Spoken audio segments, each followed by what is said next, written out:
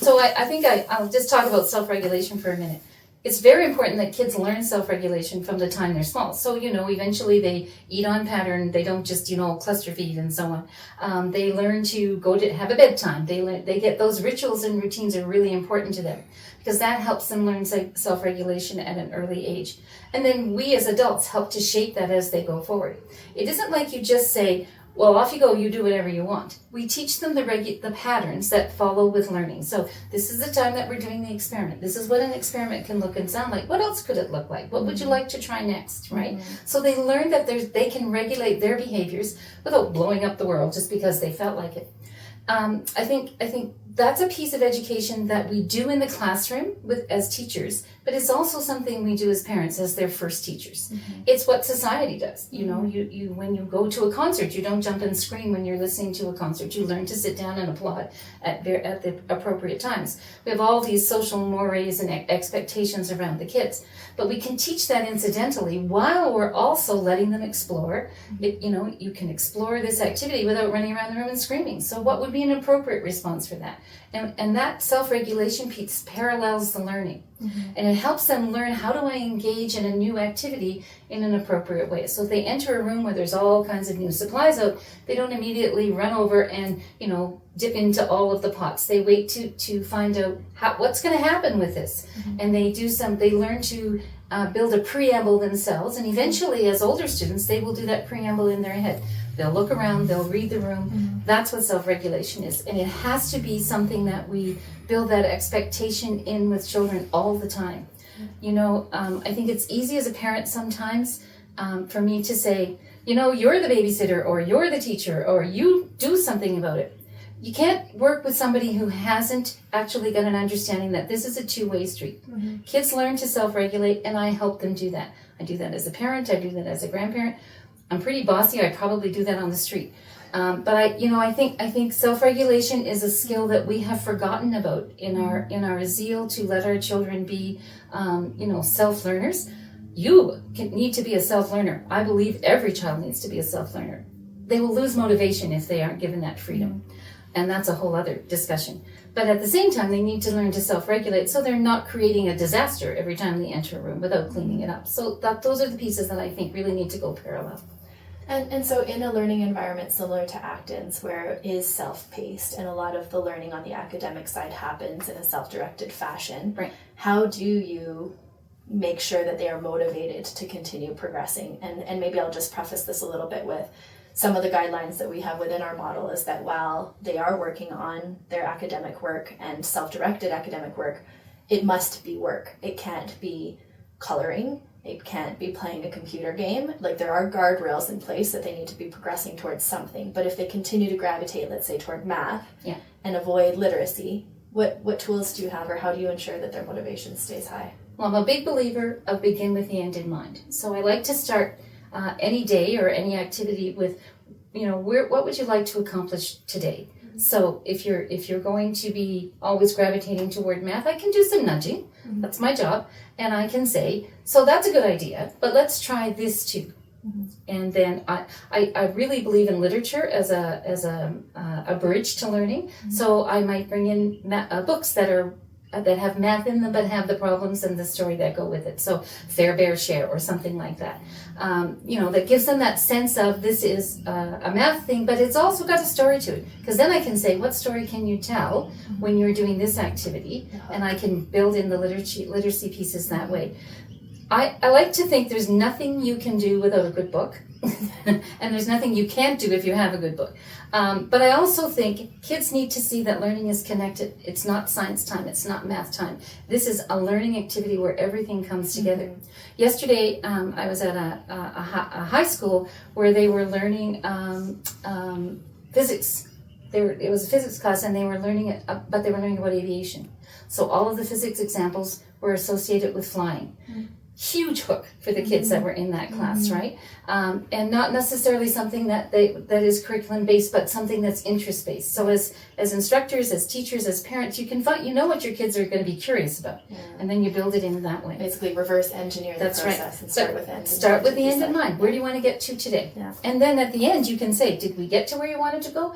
there some things that, you'd like to try again tomorrow? Some things that made you think differently? What else could we do? And then they see that as a continuation of their learning. One of the things that used to drive me crazy when I was a new teacher was I would set the activity and the kids would come in and say, I'm done. And I'd think, how can you be done? Like, learning is never done. And so, after a little while, when I got a little more experience with teaching, I would say to them, so what's next? And then they learned to not say done. They would come and say, I need to go to the next piece. And then we would plan what that was. Over the years, I got really good at not planning for them at all. I would just get them started. And then they could leave me at the end of the day and tell me what they needed for the next day if it wasn't something that we had today. And just to take a bit of a sidestep, in our day and age now where our skill sets and our careers are not defined for generation or at least decades to come like maybe they had in the past. And like who knew really somebody could be a social media influencer? Right. So, and where we have to pivot and all of a sudden maybe some of our roles are going to become redundant, and the World Economic Forum has some predictions about this that are pretty staggering. How does a model like this better prepare or worse prepare a child for that instability or the need for future change? We tend to think we'll educate a child to grade 12 and then they've graduated, some miracle graduation that will get them somewhere. But if we don't give them skills to deal with what comes next, we have failed them. And one of the things I think we have not done well traditionally in schools is teach critical thinking, for example. Collaboration, cooperation, but that whole analysis and reasoning and making sense of things in connection with each other. And we tend to think that things are compartmentalized. If you have good broad-based skills that can cover, how to solve a problem. Problem solving is one of the things we need to work most on because kids wait to be told what the problem is. Problems exist every day in life. I've done a lot of work with employers who say we hire the graduates and then they wait for us to tell them what to do next rather than, identifying the problem and then going and solve it. And really, that's one of the reasons why kids, young people move a lot in positions is because they feel like they haven't been given a fair shake. But honestly, when I hire somebody, I want you to notice what's going on. I want you to come to me and say, this is a problem that needs to be solved or a need that needs to be met. And then we can figure out how to do it together. Please don't wait for me to identify all the problems. I'm never going to be able to do that. The world is full of them. But we need to all notice what those problems are. And that comes from critical thinking. It comes from, skills that will cover every subject area and every social situation. Kids need to learn emotional intelligence. They need to understand how to relate to humans. They need to learn there's a difference between relating to their technology and relating to humans and mixing them together. So if we don't build those kinds of skills into our learning, then they become obsolete when that particular job disappears. And I think that when I started, I'm old. When I started out as a teacher, you thought I'll be a teacher for the rest of my life. I retired for 3 days from teaching and then took up a whole new career. There are challenges everywhere and interesting things to do. And we can't compartmentalize our children into thinking, oh, you'll be an astronaut and nothing else.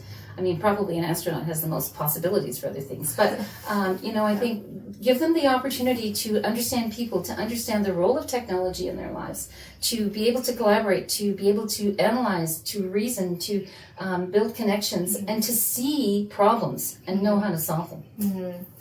Yeah, and building on that, just also developing a love for learning and eliminating the fear of learning something new, right, from a young age, and making sure that it is engaging. And I think that goes back to your earlier point about motivation and setting up the environment and following their curiosities to nurture that curiosity rather than to squash it by telling them what to do.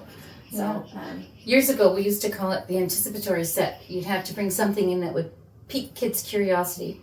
It was a very long-winded lesson plan, but the idea of an anticipatory set really stuck with me all of my career. Not so much in the sense of I want to pique your curiosity for this lesson, but just to have things around that would pique their curiosity about everything. If you want to study government, get out and go and see government in action. set up a government in your school. Read about them. You know, I think it's you know, we can't expect kids to understand the difference between what's a false narrative and what's true and what is truth and all of those things if we haven't given them exposure to that. Right. And so, you know, I think one of the things that I learned early on as a parent before I was a teacher was that just because the teacher said it this way didn't mean it was that way all the time. You know, you have to give kids the idea that life is full of continuums, and how they want to choose to engage in that learning continuum today might be different than tomorrow or in 5 years. I was just listening to Olympic stories on my way here, and people who were saying how inspired they were by watching different Olympians do different things. Yeah, that's motivation. You watch something and you think, I can do that, and then somebody gives you the opportunity to try it. Right. Well, thank you for your time, Lorraine. Oh, you're welcome. Great. I don't have